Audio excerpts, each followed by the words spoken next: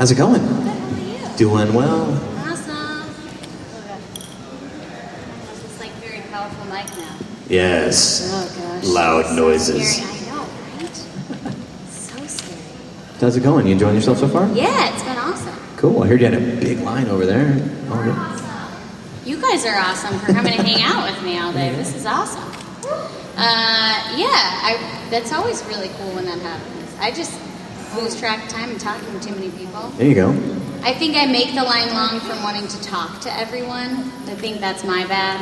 I just get caught up in conversation. There's nothing wrong with that. It makes it all personal. Yeah. Gives everybody an experience to come back and go. Either that or I'm just distracted. Be like, oh, cool shirt. Where did you get that? Tell me all of your shopping excursions. How can I buy everything that you're wearing? That happens a lot. Well, you got to go to booth 24, then booth 56. Exactly. Then booth That's usually 92. what it becomes. Where usually my husband or my mom comes with me and I'm like, okay, remember what they said about how to get to that booth. That's your job. Write down the directions. What are we doing after this sign? So they're not here with me and now I have to use my brain. Oh, we can write stuff down. I can. Write that down. You know, I could do that. So, Sweet. your guest is here. Give it up Yeah. for Sharon.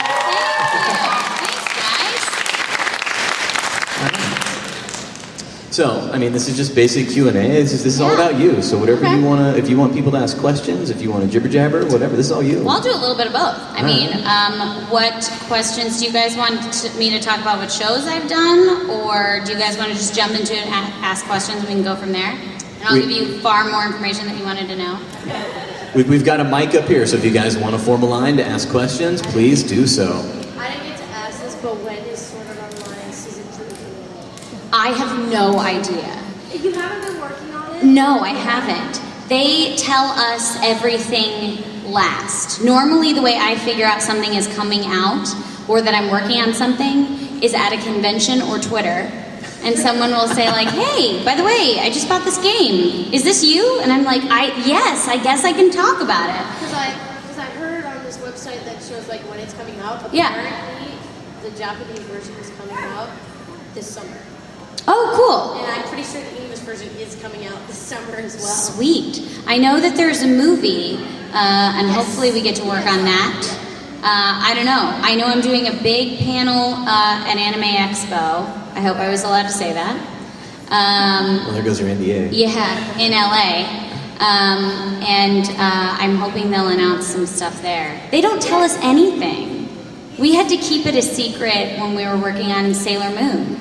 We didn't even know who the cast was. Like you're there, it's like, oh, can you tell me about this? Secret information. Yeah. That's fun.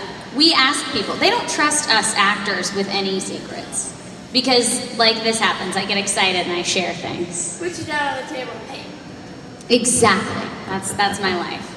Okay, I've been wondering this for a very long time. Yes. Who would win in a fight, Lucy or Asuna? That's so hard. You don't understand. I have, like, invisible versions of these characters living in my brain, and if I pick a favorite, or I pit them against each other, there's just a war going on in my head. And I already have stuff going on there.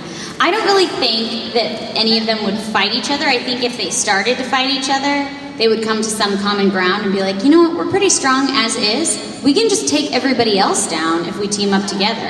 And they're like, oh, okay. Yeah, we have the same voice. If we kill each other, we can't talk anymore. Which would not work. And then, what is your favorite anime that you look at? So hard. Usually, my favorite anime is whatever I'm voicing that day, or my favorite game, because I'm just so excited to be able to work on it, and I get wrapped up in the story and that universe. Once I finish that day, I'm like, man, Sailor Moon's the best. I love being inspired by this character. She gets to say so many cool things. And the next day I'll work on Lucy, and I'll say, like, Lucy's my favorite. So my family will always say, like, you just can't pick a favorite. I'm like, I know, because it's whatever I'm working on that day. I'm just so wrapped up and excited to be able to play these characters that's my favorite. Hello. Hi, how are you? Good, how are you? I'm doing pretty well, thank you. Awesome. Okay, so I wanted to ask, what is it like when you're recording something, and then you read the line and you realize that this is a very embarrassing line? Do you kind of laugh it off for a minute and then record it? Yes. That happens sometimes, especially with Iris Hart in the Neptunia series. She's very strong and very assertive and gets to say some things that I would never say. And so sometimes having to say those things makes me a little uncomfortable. And I already, when you're recording, you're in a booth that most of the time has a window and there are people staring at you, so you already feel like a panda at the zoo. And then when you're saying all these funny things, it's like, oh, this legitimately is like dance, monkey, dance behind the glass, and we're all gonna laugh and you can't hear us, and it'll be funny. But yeah, I think that's how I learned very quickly to not take my job or anything that I'm doing too seriously. I mean, I love what I do and I want to do the best job that I can. But we are doing cartoons and they all say funny things, and some of these characters say, you know, things that I wouldn't normally say, and you gotta laugh it off. And we're all in it together. None of the directors, that was great. I was bullied in school, so I was like, oh, they're gonna make fun of me. No, they don't. They're like, this is funny, it's weird, it's wacky, and we're all on the same team, and they're so supportive, so we do have a good laugh. Sometimes the other actors will leave bombs for us, well, they'll make jokes or mess with us on purpose. So we're expecting one line, they say something different, and then our job is to try to push through and get the line right. That never happens for me. Yeah. They're always so funny. Like, I remember when watching Sword Art Online, I would hear you say something, I'd be like, I don't know if I could record that. I don't know if I came to say Yeah, there that. was a lot, especially in season 2. Asuna had a line where she just said stare, where it was like really close on her eyes. And she just said stare. And that was something that we recorded as a joke. And we did an actually like weird, intense staring reaction, and that was what was supposed to be in there. So when I'm watching it on Toonami, doing a live tweet, just the stare came out. I was like, they kept it? That's so weird. So I'm like texting the director, I'm like, you kept that? He was like, oh, we all thought it was hilarious. And she was like, we called the Japanese producer, and the Japanese producer was like, that's hilarious. It's going on the air. So that was a crazy fun time where one of our jokes actually made the final version. So. All right, thank you very much. Thank you. Hello. Hi. All right, two-part question. Okay. Because, what's a good bomb that you've heard? Not like the best, but like a bomb that you can think of.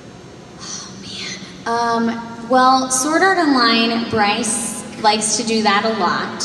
Yes. And they release them. I think you can find them on YouTube. It's like Sword Art Online bloopers. So he does that a lot. I think my favorite, though, that Bryce did was not something that was in the actual show. It was, we did a radio play that came with the DVD where it's just us doing like a talk show.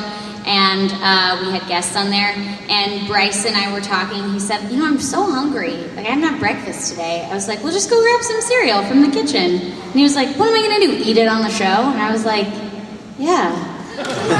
What will they do? So now the joke is that every time Bryce does that, he's going to be eating. So, because that happened, every time I've done a show with Bryce since then, if it's in a scene with me, the last like 6 times he's had cereal and he's been eating in the take, and so that's the take they leave for me. So it's a little inside joke that Bryce always has cereal, and I know his wife really well. She's like, he doesn't even like cereal that much. So it's just for me that he leaves those. Todd likes to leave a lot of like long-winded philosophical questions in Fairy Tale. Such as, what is my life becoming? And he just like keeps going through my line. So I'll usually just respond back and say like, Todd, I can't, I'm trying to work right now. I can't be your psychiatrist while I'm working. And so that's always my response back to him when he leaves me those crazy bombs. Cool. The other question, what's like a role that you have that no one, like it's kind of obscure role, if somebody brings it up, you're like, oh cool, I don't get to talk about this all the time. That's a really good question. It's interesting because different areas of the country or different areas of the world that I go to, there's different shows that are favorites. Road from D. Gray Man is sometimes not very popular, but this weekend a lot of people have been talking about Road. Ghost Hunt, a couple years ago when it came out, a lot of people didn't know about that, and now it's like having this crazy resurgence, which I totally dig, because it was one of my favorite shows to work on. Himawari and Holic, a lot of people forget about that one. I don't know, I think it's always fun when people remember like live action, because I do film acting and stuff as well, and so people will bring up Not Cool, or they'll bring up Beyond the Farthest Star, which is a film I shot a long time ago, or web series Throwing Stones, and that's always fun, because I'm like, I don't expect that, so that was pretty fun. You're awesome. Thank you, you're awesome. Hello. Welcome to my life.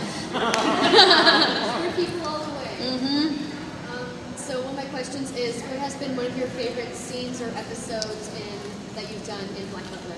Ooh, in Black Butler. Man, that show was just really fun to work on, because the director, Ian Sinclair, I've worked with him on a couple of projects on camera. Yeah, he is so cool. But because he's an awesome dude.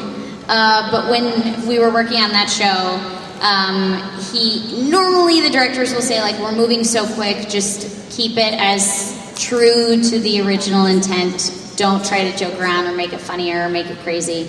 But with him, we would always do a safe take, and then we would do one where I got to be a little bit more creative. And then I stopped asking for the more creative take. I would just do it first, because then I knew he would always say, well, let's just do it again and let's do the safe take. So with that, anytime Lizzie was getting ready for a party, I would always imagine her to be very high-strung, because everything had to be perfect for CL. So there was like a strained level of like intensity, but she was always very sweet. It was like she was going to hug someone so much that they might die, because she just loved them so deeply. Yeah, and there's one where she was playing chess, where I kind of like made a song as she's like learning how to play chess. And then I can't remember which of the OVAs it was. Was it the CL in Wonderland or the Hamlet play? Or I think it was CL in Wonderland. And she just had the flaps, she had her mouth open for a really long time, and we didn't know how to fill it.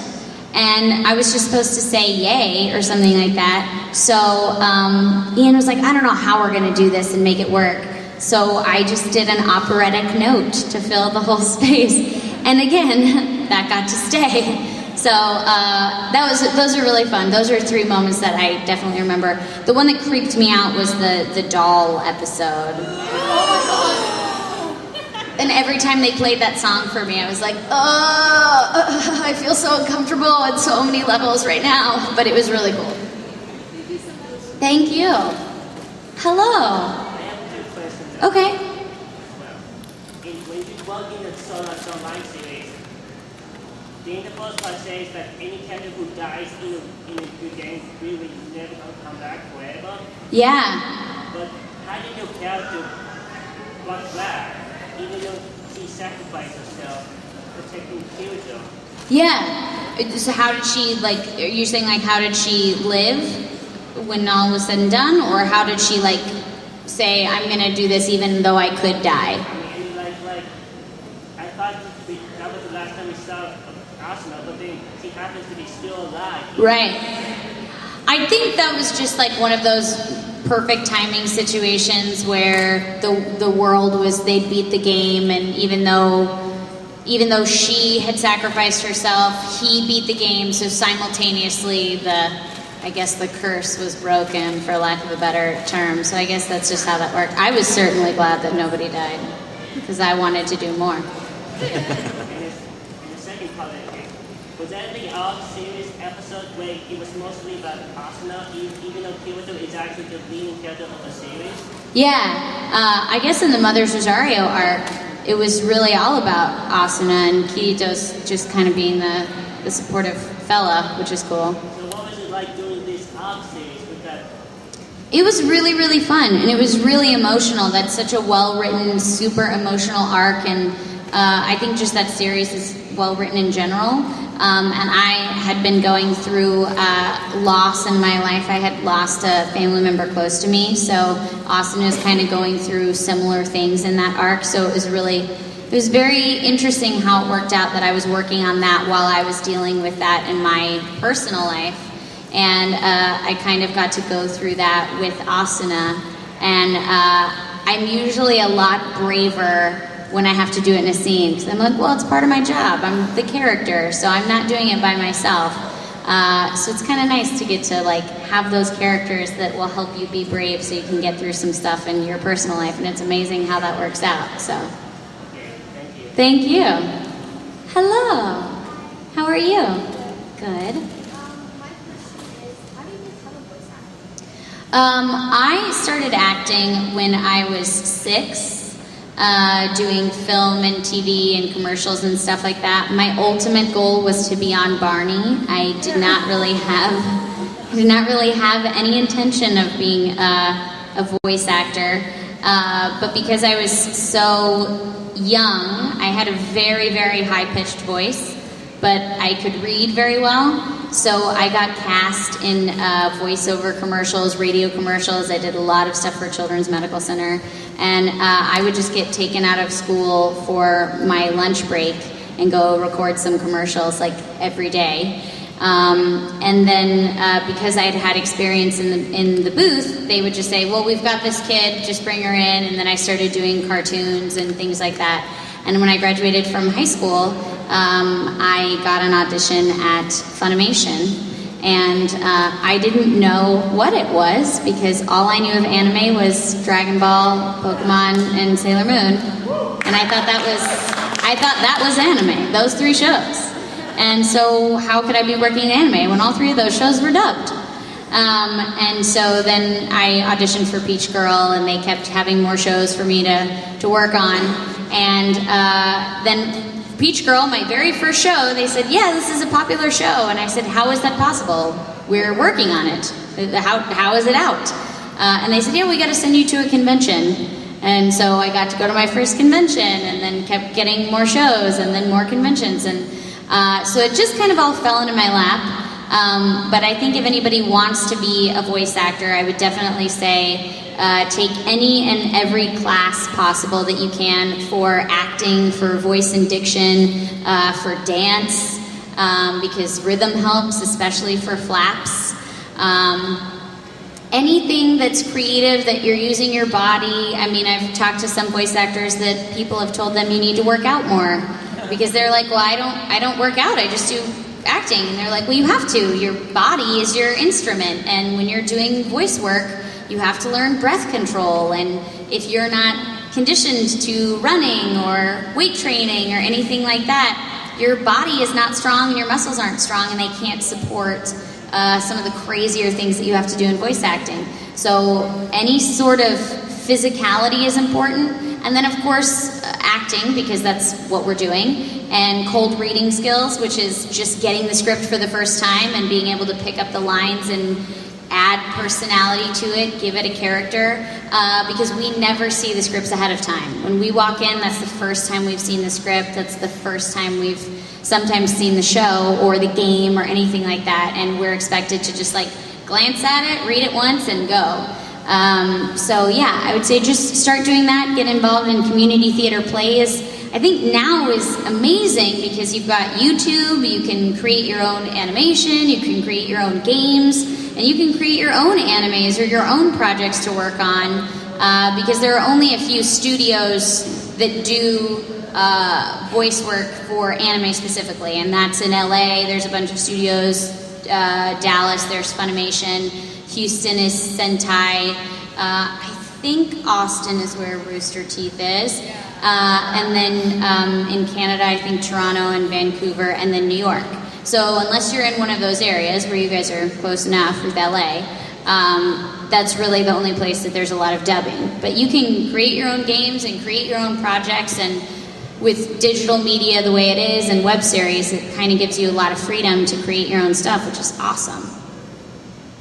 Thank you. Hello. Hi again. Hello, hello. You don't probably remember this. I was I definitely remember Oh, this. good. I didn't know Bryce didn't like cereal. How do I know he didn't like cereal? No, I didn't know. I mean, I think he likes it. I just don't think it's like his all-time favorite thing. Well, it's a simple thing to have for breakfast. I don't know. I don't think you heard this yet. They're making a Black Butler movie, and you have Lizzie has many roles in that. Ooh. Yeah. She's mean? Oh, I'm so Have you read the excited. manga? Do what? Have you read the manga? I'm always scared to read the manga because then I get so excited about that arc and I'm like, man, if I don't get to do this, I'm going to be crushed. I'm just going to obsess over it for years. I'll be like 90 saying like, once upon a time I could have played that role. Well, yeah, we had 2 short roles in Book of... Can you say the line for your lines in the Book of Circus? Like, I don't remember my lines because I see them the one time.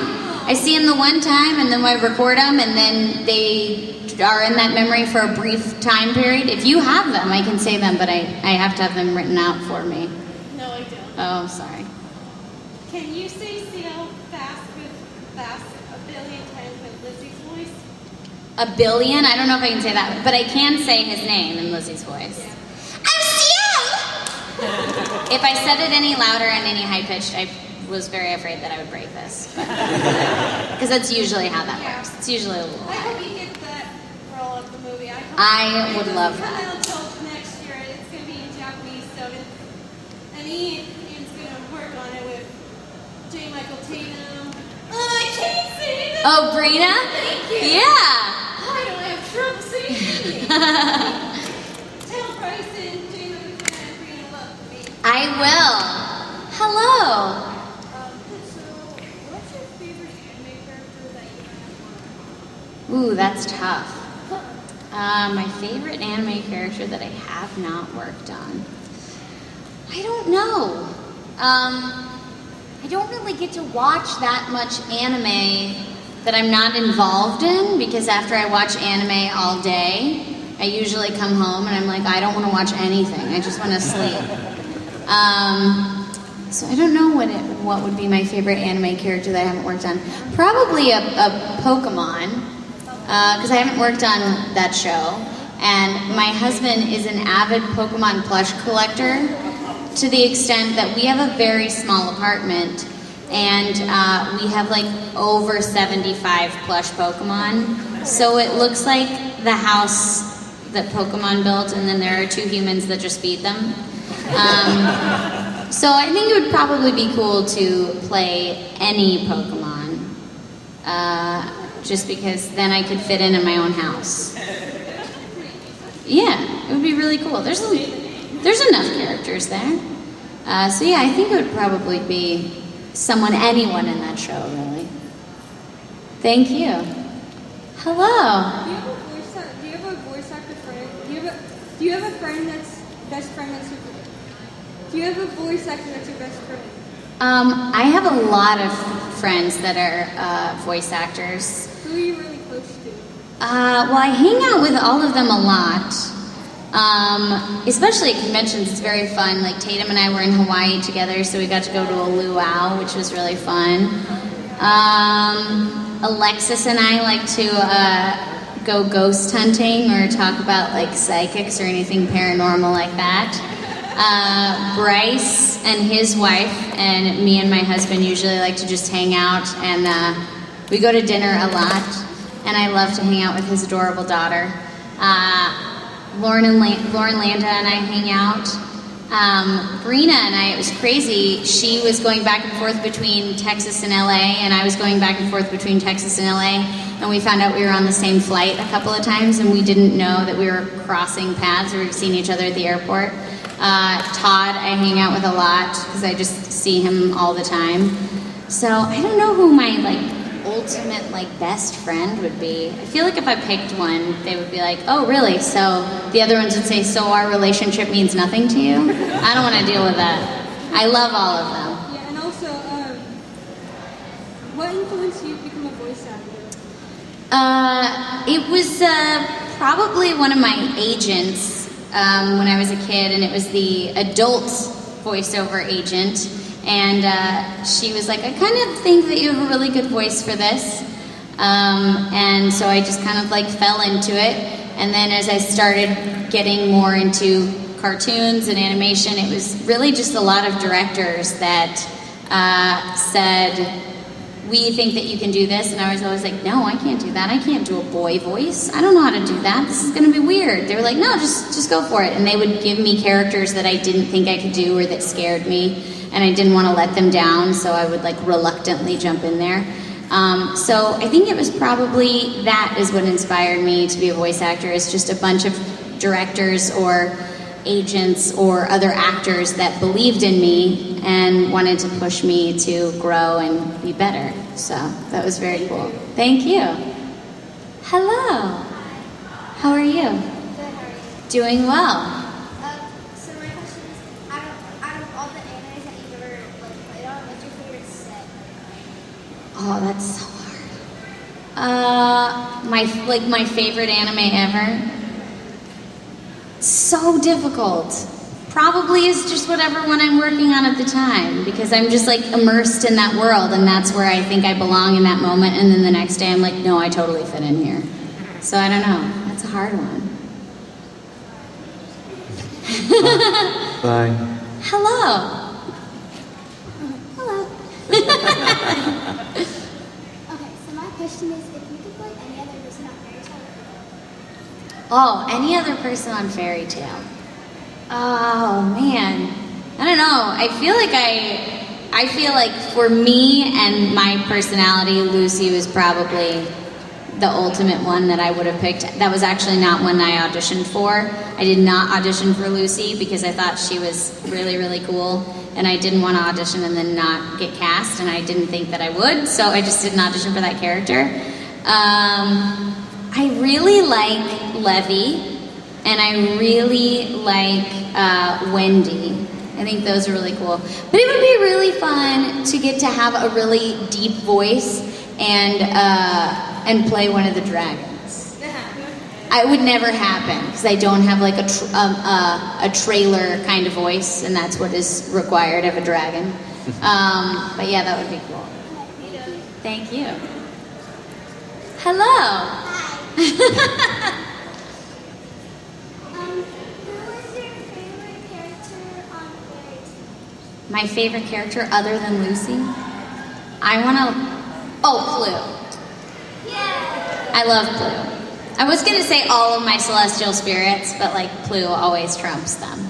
They're all really cool, but yeah, I love Plue. Bye.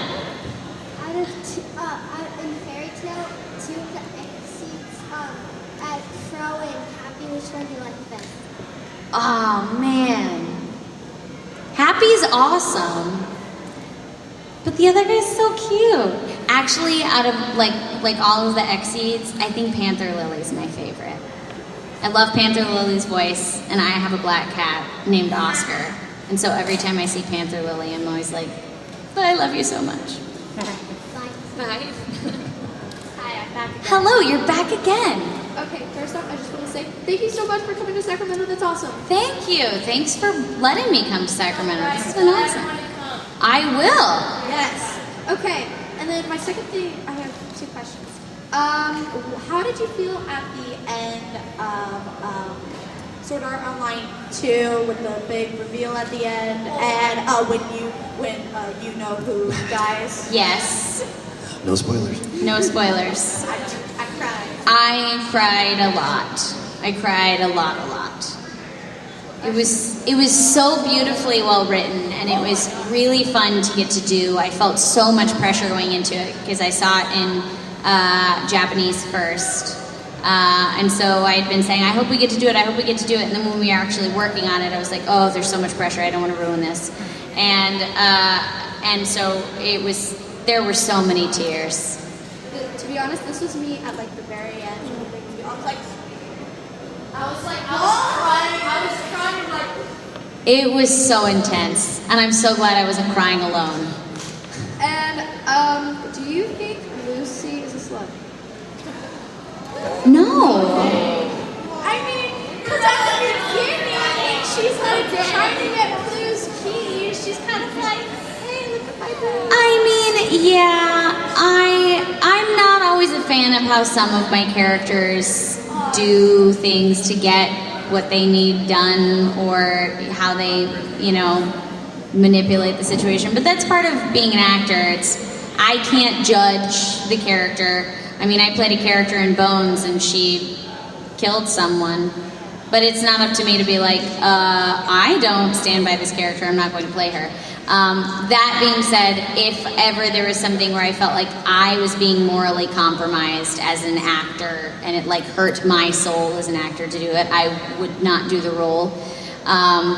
But yeah, I mean, I know Lucy might do some things that a lot of people don't approve of or don't like, but at the same time, I don't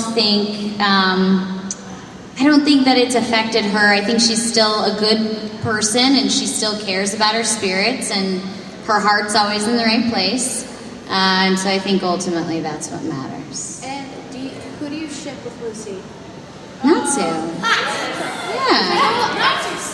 You're asking very terrible. I know a bunch of people who ship like Leo with. Yeah, but that's not gonna happen. It's just like, that's not canon. It just can't happen. I mean, who does Lucy ship with Lucy? I don't know. But as the voice actor and a fan of the show, I think it's gotta be Natsu. So, my friend asked, I told him I was going, and he was, I told him, what do you want me to ask of Asuna? And he's like, what? Oh, I'm going to a convention, and the voice actor's going to be there. And he's like, and so he asked, and since he asked sort of online, but I think just generically, what was an anime that, like, strained your voice from screaming? Ooh. There's been a couple. I think probably the one that strained it the most. I can't even remember what the show was, because I only did like one episode, and it was not a very well-known show, so this is really not helpful. But my character in the scene had she was going through a transformation, and she had a bunch of glass and metal just coming through her body from the inside, and she was basically turning into metal. And so, like, as I'm watching the animation, I'm like, there's like shards of blood and glass just jetting out of her neck and her arm. And so as you're voicing that, you're like, well, this is painful. It looks painful. So after I did that scene, I was like driving home, and I sounded like this. And I was like, oh, voice is gone. Voice is totally gone. But yeah, I think more than anything, usually when I audition for a character, I've had directors and other actors say, do the voice, and if the voice hurts while you're doing the 20-second audition, you should probably not send it in, because if you get cast, you're not going to be able to do a 2-hour or a 4-hour session, and you might not be able to finish the show or the game, and you'll have to be recast. So you've got to make sure that it's comfortable enough that you can get through it. But that being said, sometimes your voice just gets tired.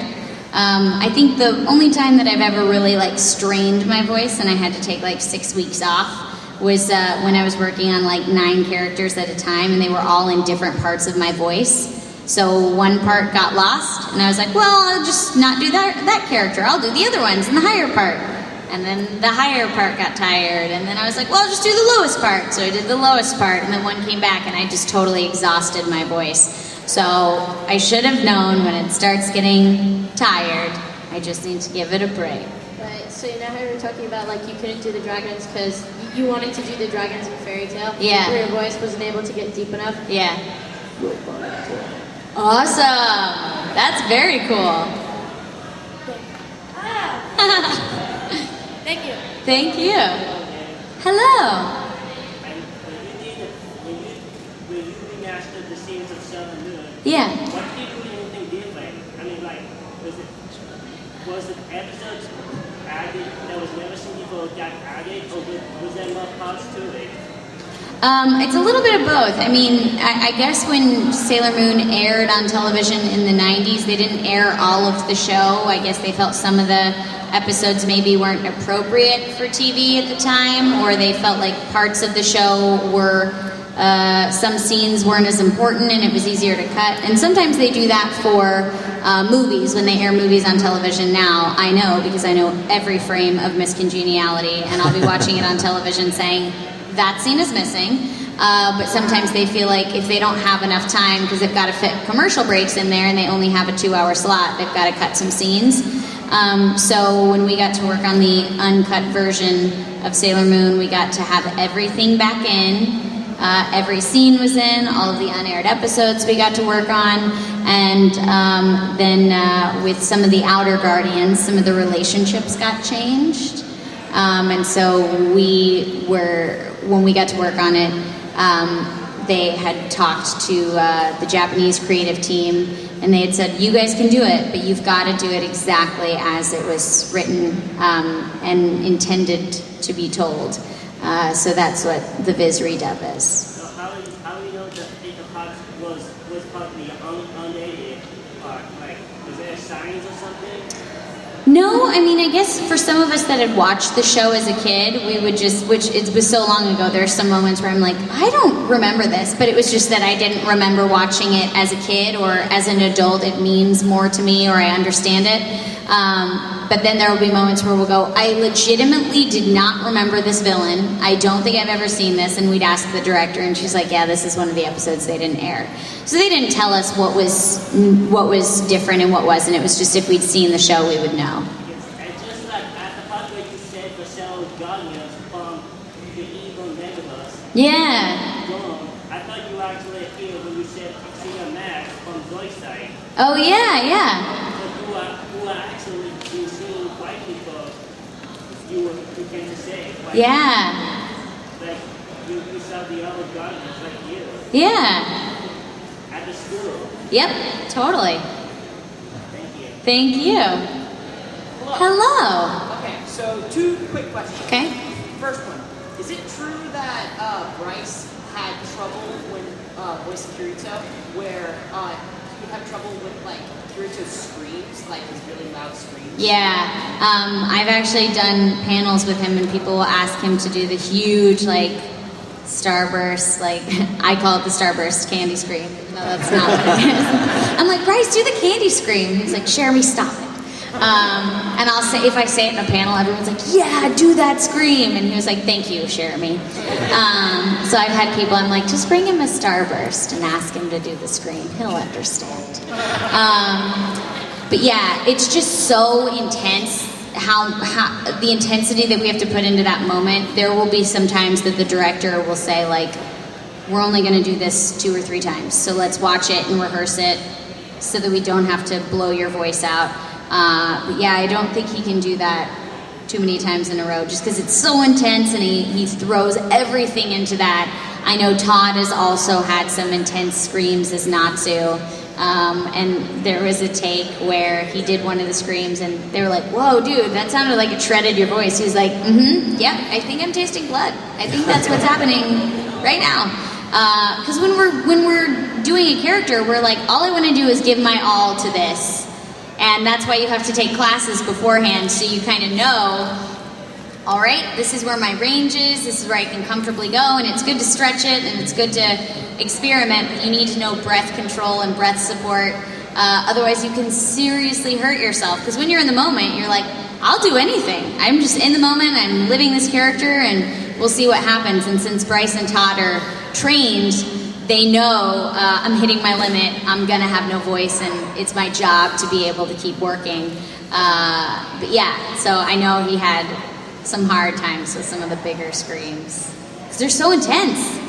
I don't think they think about that when they're animating it. I don't think they're like, there's a human that's gonna have to provide this voice, and this is a very long time to hold a scream. No, whatever. Like, they're like, it looks epic. And my other question was, would there ever be a situation where maybe a fan of yours was to go through and maybe they made anime and then they went through and they actually went through Funimation and got different voice actors? Would you be willing to like do that? Maybe if you like the story? Or... Yeah, totally. I mean, there was a guy that I believe was a fan, and he was making a video game, and I think he's still in the process of making the video game. But he animated the video game, wrote all these characters. and went through proper channels of getting a production studio and contacted all of our agents because they handle everything to make sure we don't get in trouble or we don't. Sometimes they book us for stuff, and if we're booking stuff on the side, things can conflict. So it always goes through them, and he went through our agents, and we actually got to work on the project, and he was a fan first. And it was really cool once he said, like, you know, I had seen you guys working on these, and I wrote these characters based off your voices and personality similarities. So that was really cool. And yeah, it was really fun to work on that. I just love to tell stories, and I love to get to play characters. So if somebody did that and they wanted me to work on it, sure. All right, thank you. Thank you.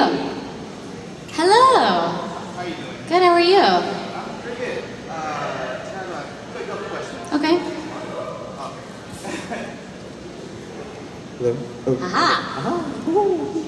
Okay. Since then, at the end of season 2 of Sword Art Online, you know how the character, you know, is gone, and now Kirito and Ansa living their normal life as, you know, as human beings now, since I know they're fighting for survival.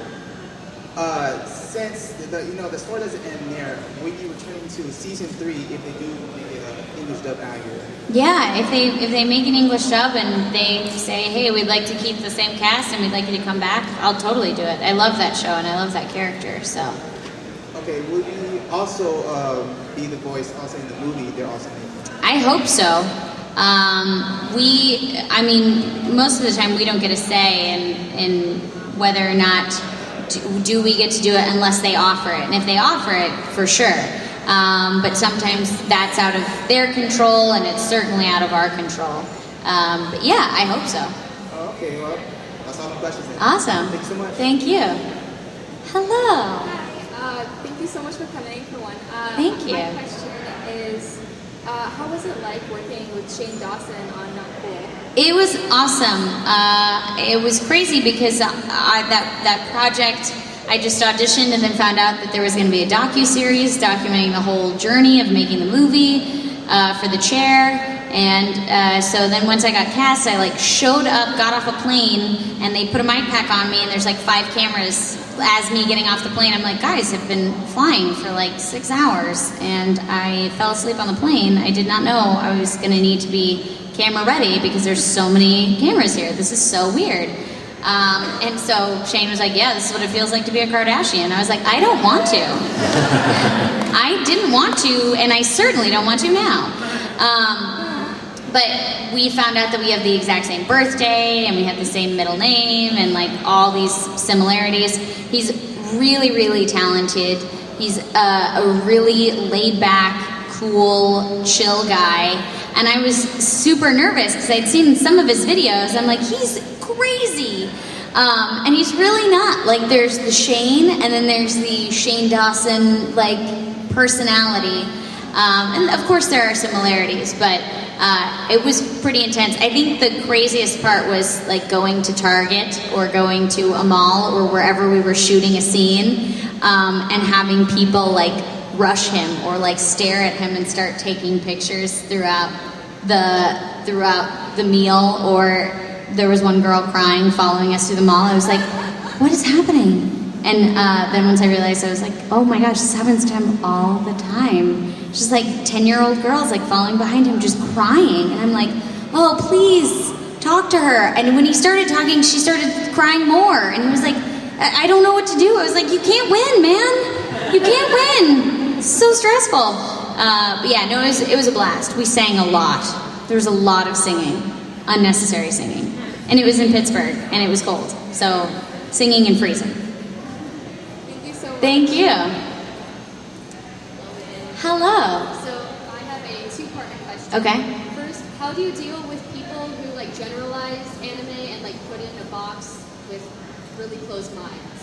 I feel like that's just kind of how some people are, and there's not really anything that you can do about it. I mean, some people will say like, I don't like dubbed versions. I only watch sub. And some people are like, I can't stand sub. I only like dub.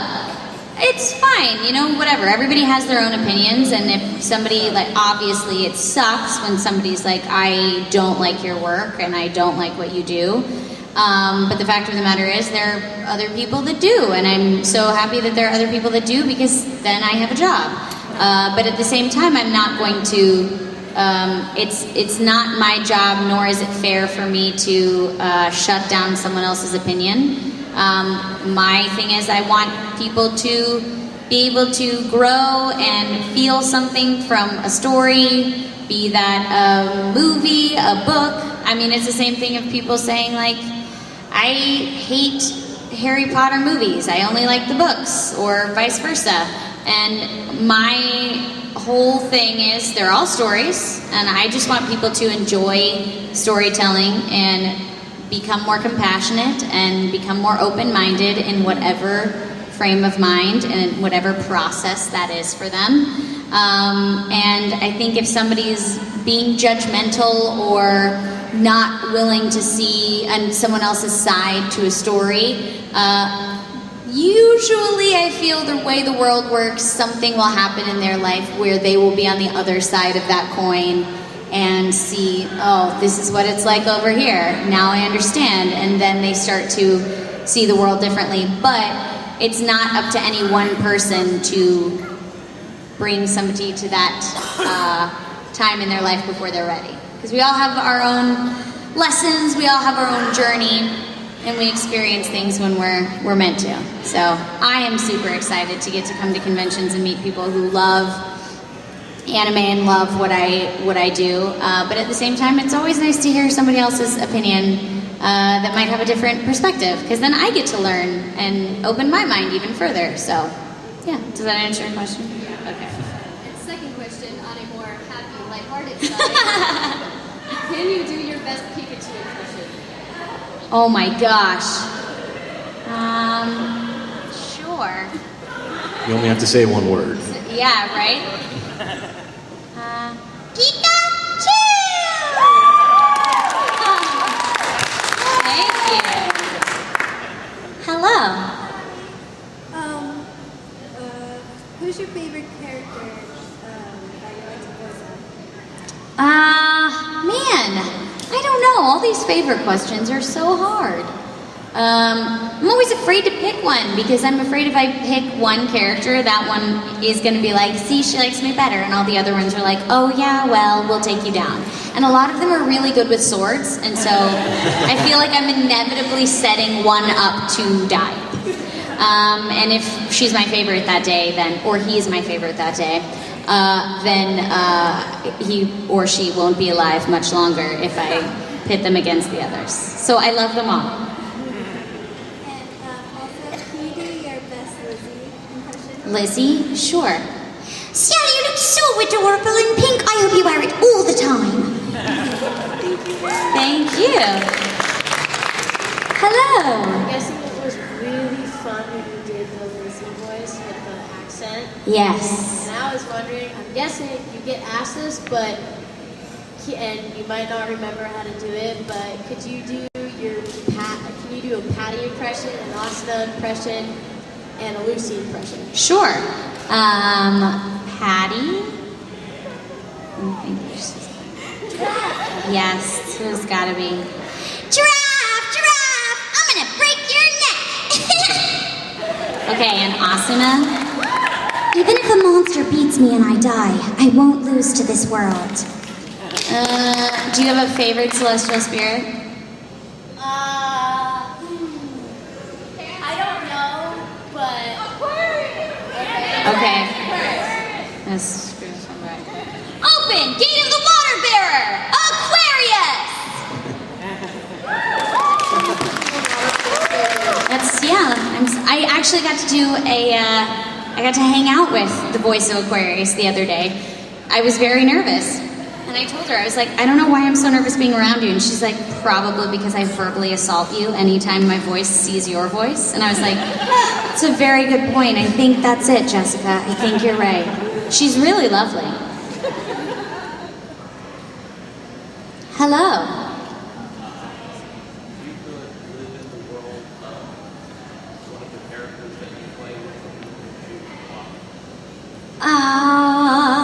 Well, I don't think I would pick Sword Art Online because I'm not that good in games, me as Cherami, and I would die. I think a fairy tale would be really fun. I think I'd like to be a celestial wizard. I like to collect stuff, so keys would be cool. I don't know, a lot of my characters are really intense and super powerful and super serious and are in really severe situations. I'm usually a little bit better with humor than like a sword. I cut my finger the first time I was with a sword and it was terrifying. Although I do like the Sailor Moon universe would be cool. You just got to be aware of anything that's new, don't go there.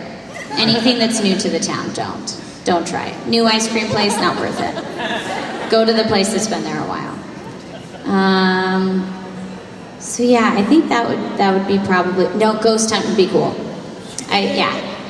I would try to be brave enough to go hang out with ghosts because that was what I would really like to do. I think it would probably be one of those three. Or Steins Gate, time travel. Time travel, magic, and ghosts. My favorite things. So yeah. Thank you. I think we have time for one more question. All right. Hello. Sorry. Is there a localization Venus audition for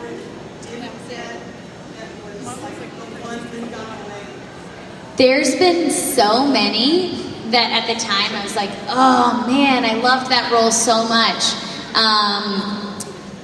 But once I see the project, I'm like, I didn't fit in this world with the cast that they had.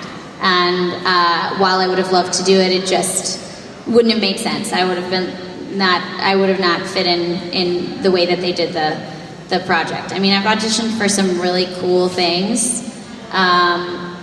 And I just trust that the universe is working for a greater good of everyone and it's for the best benefit of the story.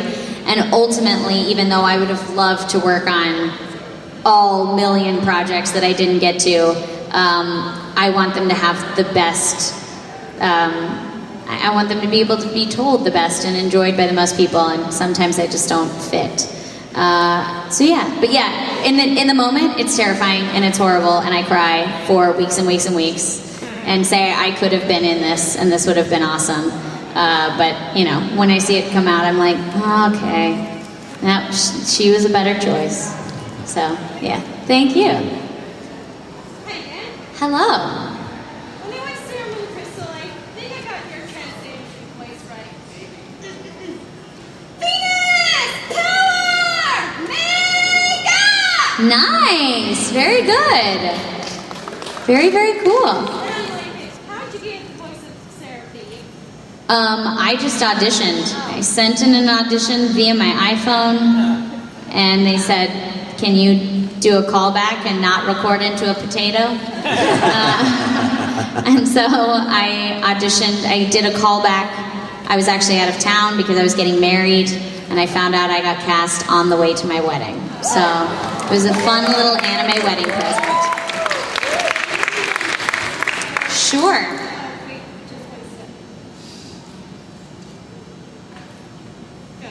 Venus Power Makeup! Thank you. I'm afraid that is all we have All time right. for, but thank you so much for being you. here. Everybody give it up for Cherami.